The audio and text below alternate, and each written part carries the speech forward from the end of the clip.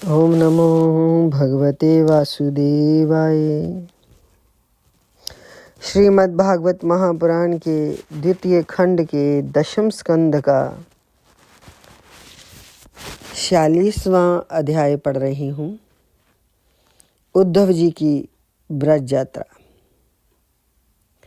श्री सुखदेव जी कहते हैं, परीक्षित, उद्धव जी विष्णुवंशियों में एक प्रधान पुरुष थे।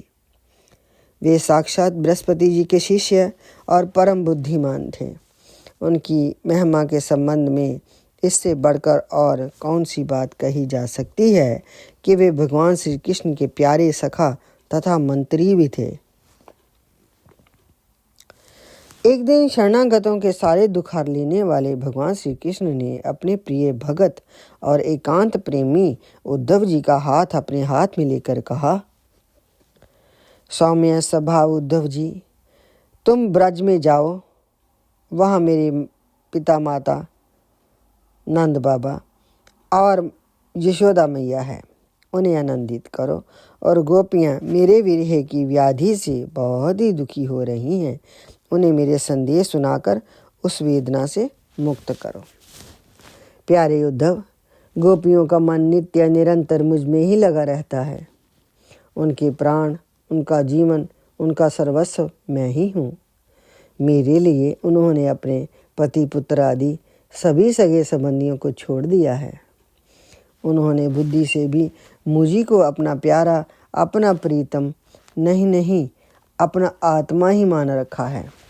मेरा ये व्रत है कि जो लोग मेरे लिए लौकिक और पारलौकिक धर्मों को छोड़ देते हैं, उनका भरण पोषण मैं स्वयं करता हूँ।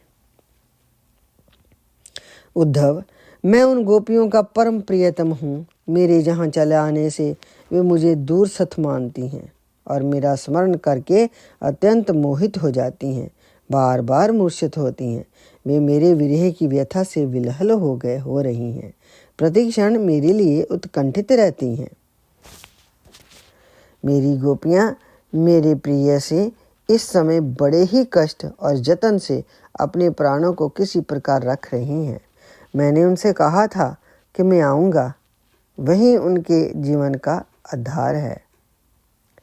उद्धव, और तो क्या कहूँ, मैं ही उनकी आत्मा हूँ। वे नित्य निरंतर मुझ में ही तन में रहती हैं। श्री सुखदेव जी कहते हैं, परीक्षित, जब भगवान श्री कृष्ण ने ये बात कही तब उद्धव जी बड़े आदर से अपने स्वामी का संदेश लेकर रथ पर सवार हुए और नंद बाबा के गांव को नंदगांव में चल पड़े। परम सुंदर उद्धव जी सूर्यास्त के समय नंद बाबा के ब्रज में पहुंचे। उस समय जंगल से गौएं लौट रही थीं। उनके खुरों के आघात से इतनी धूल उड़ रही थी कि उनका रथ ढक गया था। ब्रजभूमि में ऋतुमती गौओं के लिए मतवाले सांड आपस में लड़ रहे थे। उनकी गर्जना से सारा ब्रज गूंज रहा था। थोड़े ही दिनों की ब्याई हुई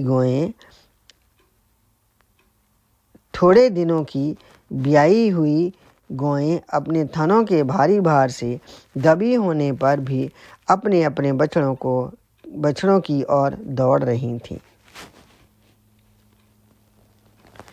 थोड़े दिनों की ब्याई हुई गौएं अपने थनों के भारी भार से दबी होने पर भी अपने अपने बछड़ों की ओर दौड़ रही थीं। सफ़ेद रंग के बछड़े इधर उधर उछल कूद मचाते हुए बहुत ही भले मालूम होते थे। गायें दुहने की घर घर ध्वनि से और बांसुरियों की मदर टेर से अब भी ब्रज की अपूर्व शोभा हो रही थी।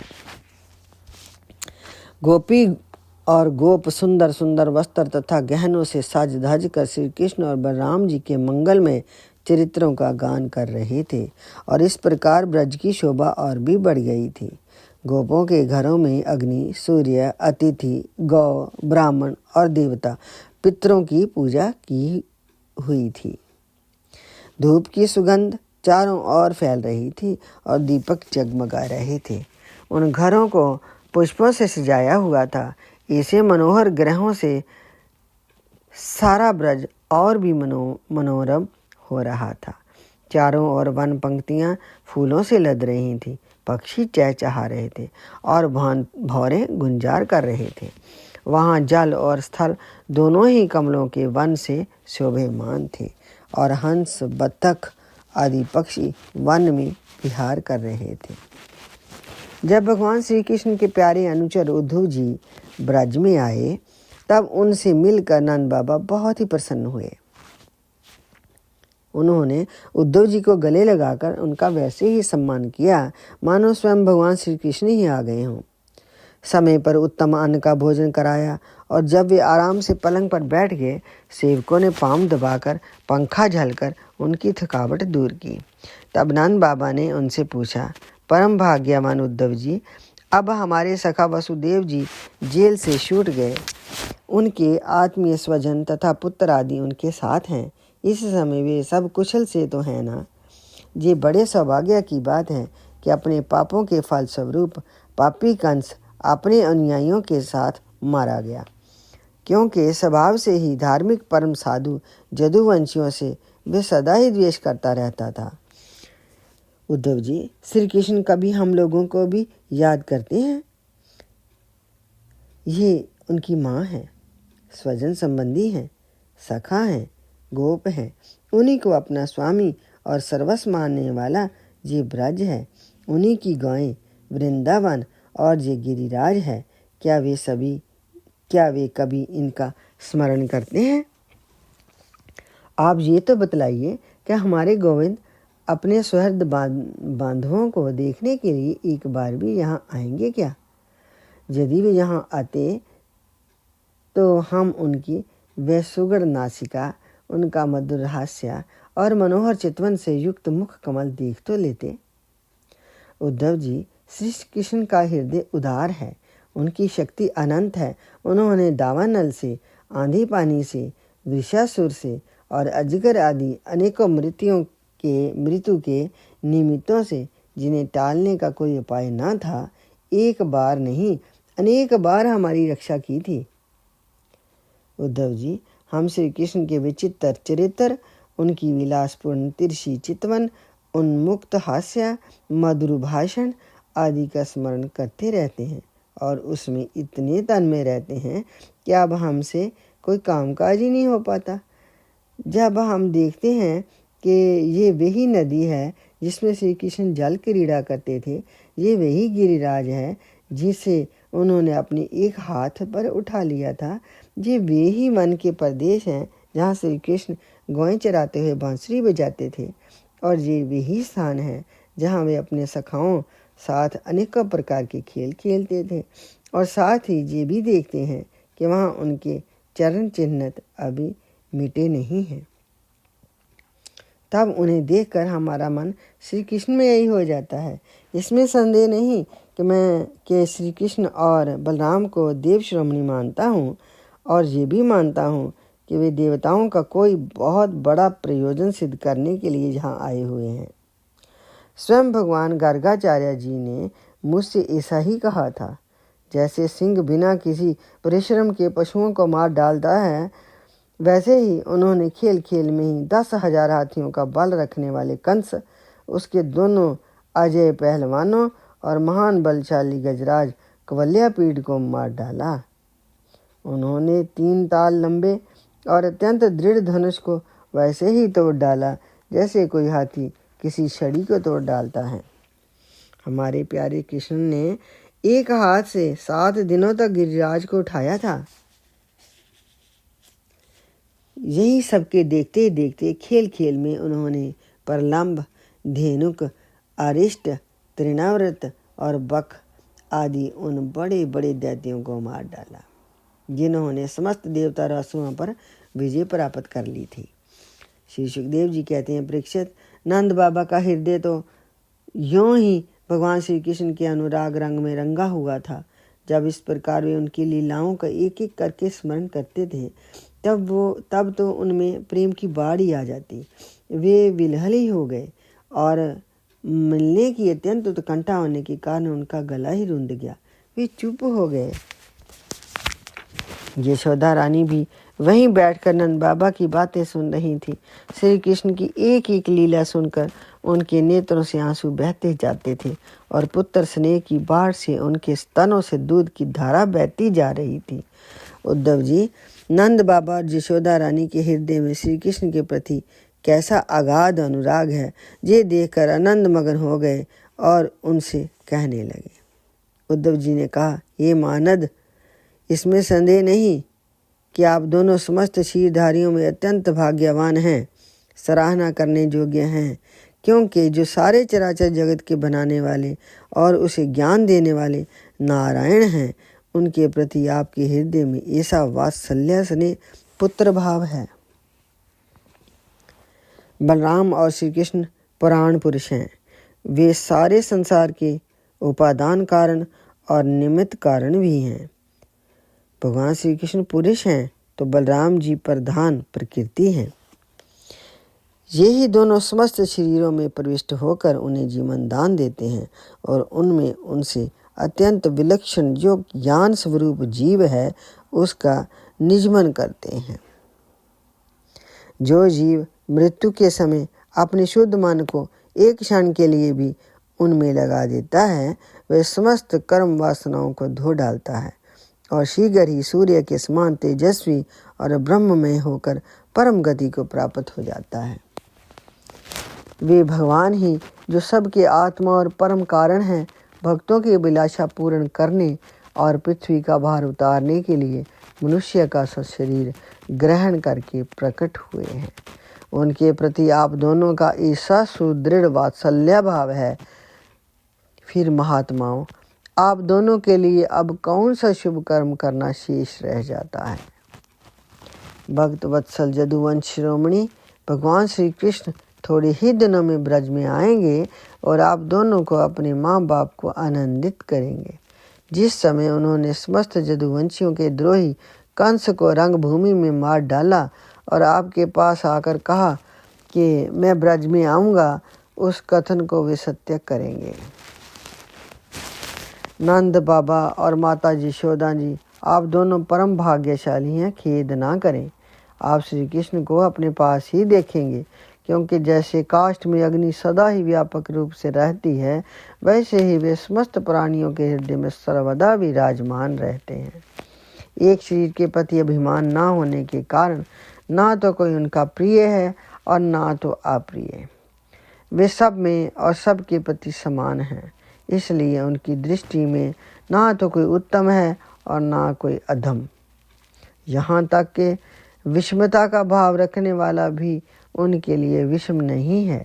ना तो कोई माता है और ना उनका कोई पिता, ना पत्नी है और ना पुत्र आदि, ना अपना है ना पराया, ना देह है और ना जन्म।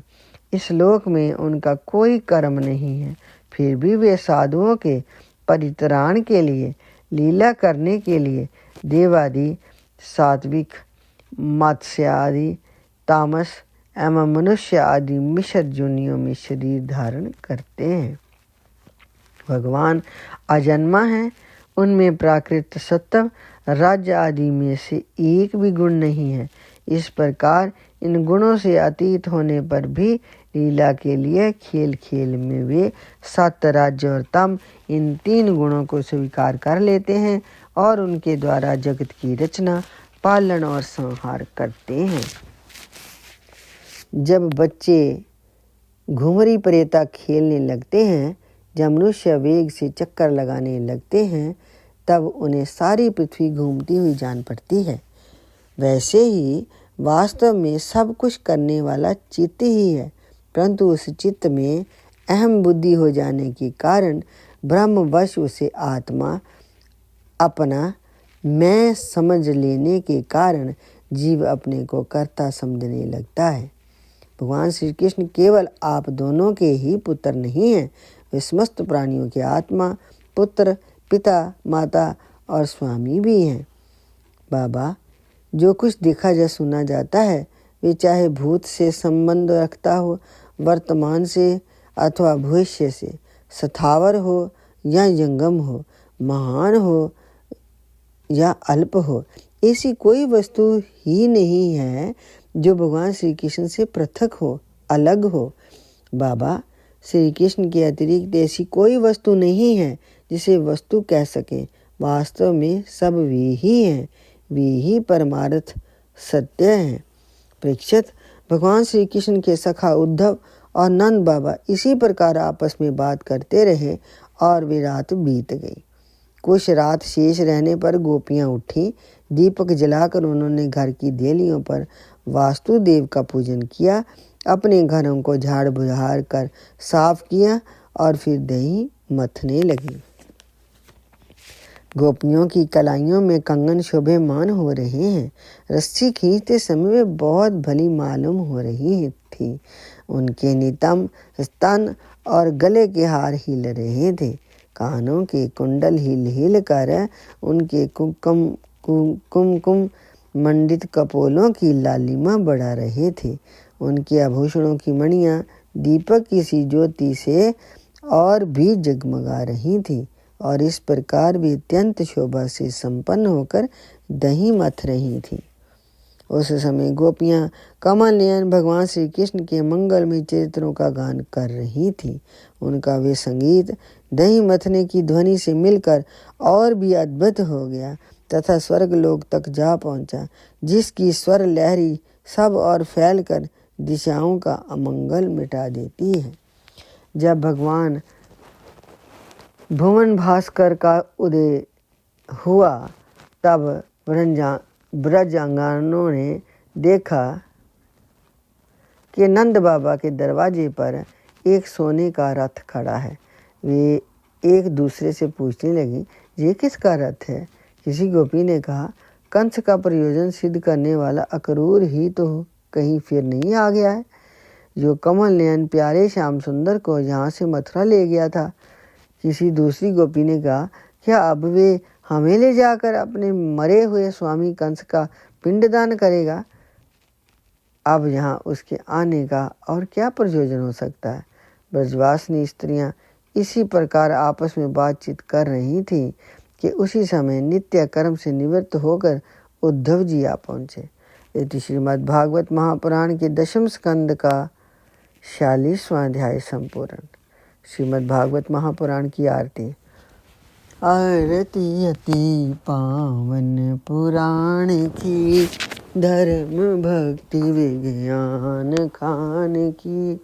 महापुराण भागवत निर्मल, सुखमुख विगलित निगम कल्प फल। परमानंद सुधा रस में कल, लीलारति रस रस निधान की। आरती अति पावन पुराण की। कलिमलि मथनी त्रिताप निवारणी, जन्म मृत्यु में भव भयहारिणी।